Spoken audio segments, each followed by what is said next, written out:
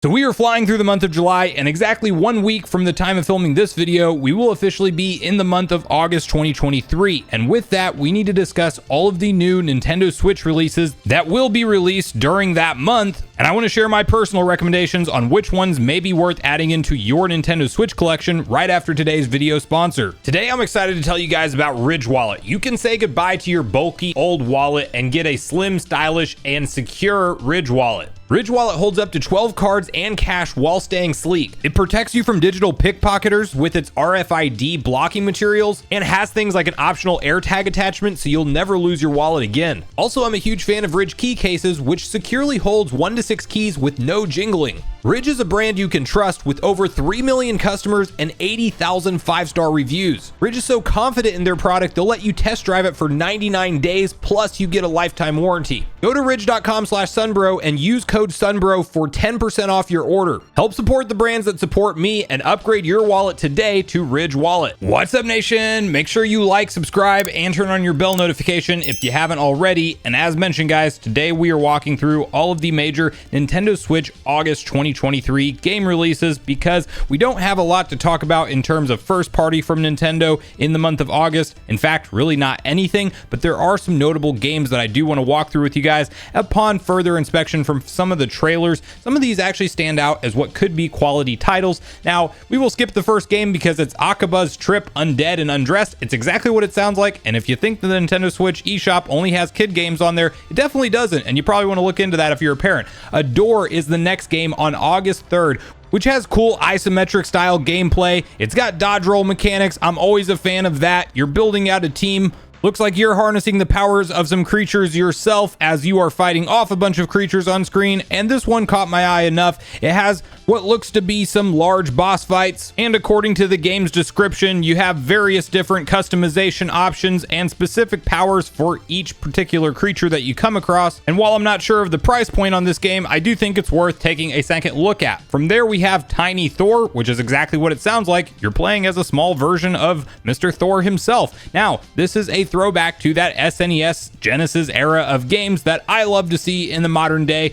Yes, you can argue that we see maybe too many of these things because it is a beloved and I would say easier to develop type of style of game, but I do think that the platforming and the action shown from the game's launch trailer looks promising enough. It looks like there are some puzzles you will have to solve with Thor's hammer and interesting enemies you will have to take out, and this one is out on August 3rd as well. Now next you have a couple games that didn't necessarily catch my eye, a guidebook to Babel and Flutter Away. I will let you guys look into these games on your own because we're not going to walk through each one of these in great detail. In fact, I will have this exact releases.com website linked in the description down below should you want to go into further research on any of these games. But then you have one called Splash. This game has a really cool art style to it. It looks like as if somebody watercolor painted all of the action on screen / throwback comic book style vibes. It is a samurai focused game, and as you would expect, it is all in the combat. It looks like you have some really cool 1v1 scenarios in addition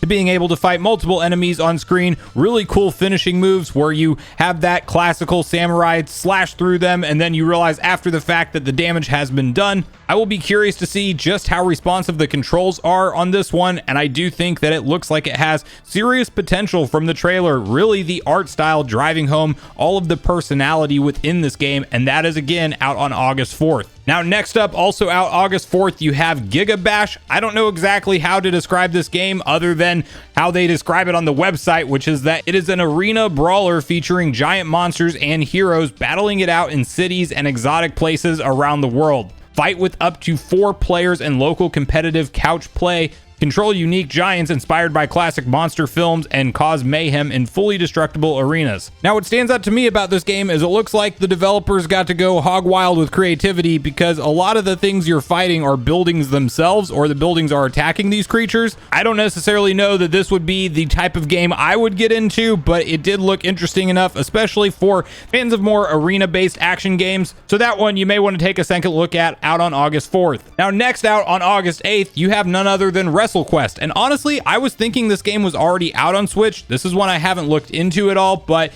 if you watch RGT85 on YouTube, you've probably heard him talk about it plenty. And I'm a wrestling fan myself, so I definitely need to give this a shot on the Switch since it is out this month. It's a genius concept because it literally just takes everything that you would know and love about a pro wrestling game. It throws it back into the nostalgia era from SNES, even NES timeline, and you have RPG elements throughout. They got likeness rights for Macho Man Randy Savage, Jake the Snake Roberts, many other names you'll know and love. It claims to have over 30 major wrestlers, but it really does look top notch, and this is definitely one that I will be picking up myself to see what happens when you take a RPG style game and mix it with classic pro wrestling. Now, next up on the list is one that Mega Man fans may want to pay attention to because 30XX is definitely a love letter to a Mega Man style game, although it does claim to be a roguelike action platformer. So I'm sure some of those restart when you die type of mechanics will be intact here, but what I really like to see from this game and what the trailer does a good job featuring is just how fast and responsive the combat and the platforming looks. Not to mention, you see some interesting bosses that pop up briefly on screen. There is a level editor within this game where apparently you're able to make your own stages. Full co-op support with both local and online play supported. I absolutely love to see that in games like this. Gives me a little bit of a reminder to games like Cuphead that I absolutely think couch co-op is the way to play that, and this one definitely has caught my attention after looking into it, and it will be out on August 9th for the Nintendo Switch. Now, from there, you have Legend Bowl, Stray Gods, the role-playing musical, Push and Purr's Pet Shop, and then one that I will spend just a little bit of time on, Zombie Soup, did actually catch my attention because it reminded me of games like Zombies Ate My Neighbors from back in the SNES era that I really enjoyed playing through, and it looks kind of like what you'd expect. You are running and gunning through different environments, just trying to blast off all the zombies on screen. It literally looks quite chaotic at moments, and you have that fast, nice dodge roll mechanic to get you out of harm's way. It looks like there is a ton of customization with the different various weapons that you will unlock, and I just love to see the variety of gameplay. You can go from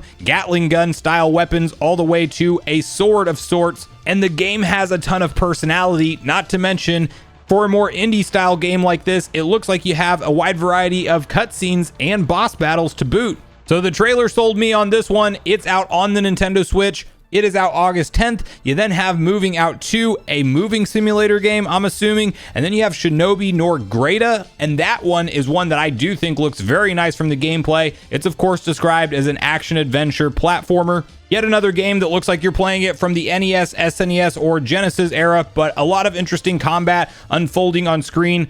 Definitely has some Ninja Gaiden vibes from the SNES for me. I love to see some of the unique bosses and the kind of the personality of the levels stuck out to me in this one. So it's definitely a type of game that's up my alley. It also looks like you will be dying over and over again to probably develop the skills and learn the patterns that you will need to learn to get through this stuff, because it definitely looks like a game that it packs a punch in the difficulty department, and that is out August 17th on the Nintendo Switch. We then have Vampire Survivors, which you may remember from the most recent Nintendo Direct presentation, because this is a vampire survival game. It's exactly in the title, and literally you are fending off such a crazy amount of enemies on screen, and the entire gimmick of the game, I'm assuming, is survive for 30 minutes, as you have a countdown timer on screen, and you pretty much just have to go through the map and every level they throw at you with all of the various skeletons, bats, and of course vampires, like the name suggests. You just have to try to survive these crazy waves of enemies.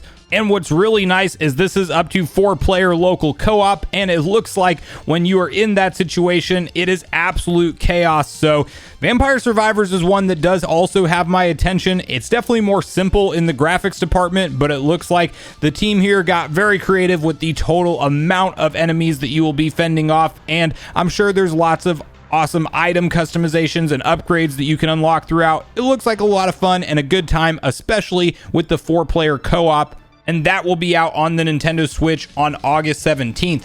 Moving right along, we have Marble It Up Ultra, a game that we won't spend any time on. Bomb Rush Cyberfunk. This is a game that looks incredible, that is right up my alley because I was always a big fan of the Jet Set Radio Future games back in the day from the Dreamcast and original Xbox era. It's super cool to go around and tag graffiti all over town. You're on roller skates, or just walking on foot. You can do crazy flips and tricks throughout. It's a throwback to some of the more classical era style of games, not to mention they have the skateboard support in there as well. Take like a Tony Hawk style game, but throw a really cool cel shaded art style on there and focus it more around tagging various billboards around town and having a story unfold around that throughout. It looks like a ton of fun, and really, if you grew up in the era where Jet Set Radio was around, you kind of know what to expect from this one, and it is out on August 18th for the Nintendo Switch. We then also have Smurfs Cart, which is exactly what it sounds like. It is a Smurfs game, but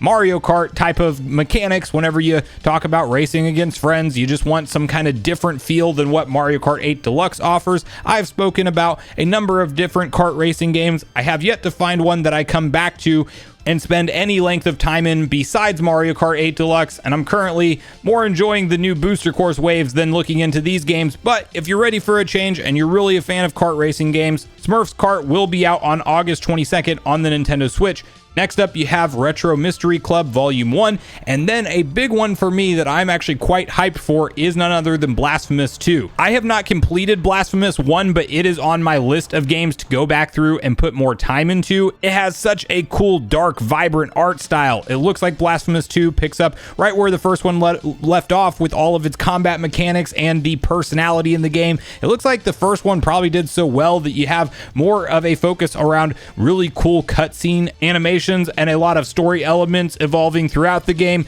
This looks awesome to me. It definitely does not hold back in the difficulty department, and I wouldn't expect the second one to either, so be prepared to die a lot. Be prepared to master some platforming techniques, unlock your skill tree abilities as you go. That's a really cool thing. You're not going to have all of your abilities right out of the gate, and kind of in that Metroidvania style, your character becomes more and more capable as you progress and as you go through the world that it has to offer, with that classic Metroid style map and exploration where you do have to backtrack and find items to unlock certain new areas. It is the perfect game to own on the Nintendo Switch and boot up in handheld from time to time, in my personal opinion, and it is out August 24th. Now we will quickly skip past some of the other games that are listed here that you can see on screen, really just a couple more that we will mention very briefly. Sea of Stars will be one for RPG fans to look forward to, especially if you are a fan of the more turn-based classical style RPG. The graphics look nice enough, providing there is a interesting enough story. I do think that that one is worth taking a second look at.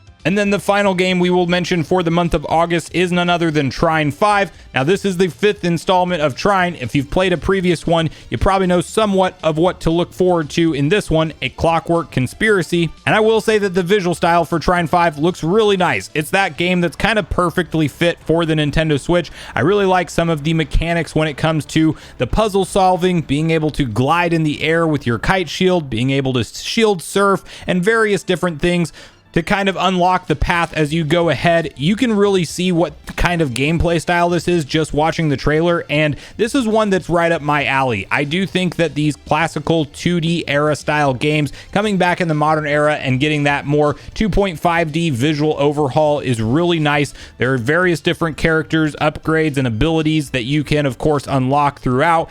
It definitely has a heavy focus on that puzzle solving element before taking out swarms of enemies and fighting various boss fights.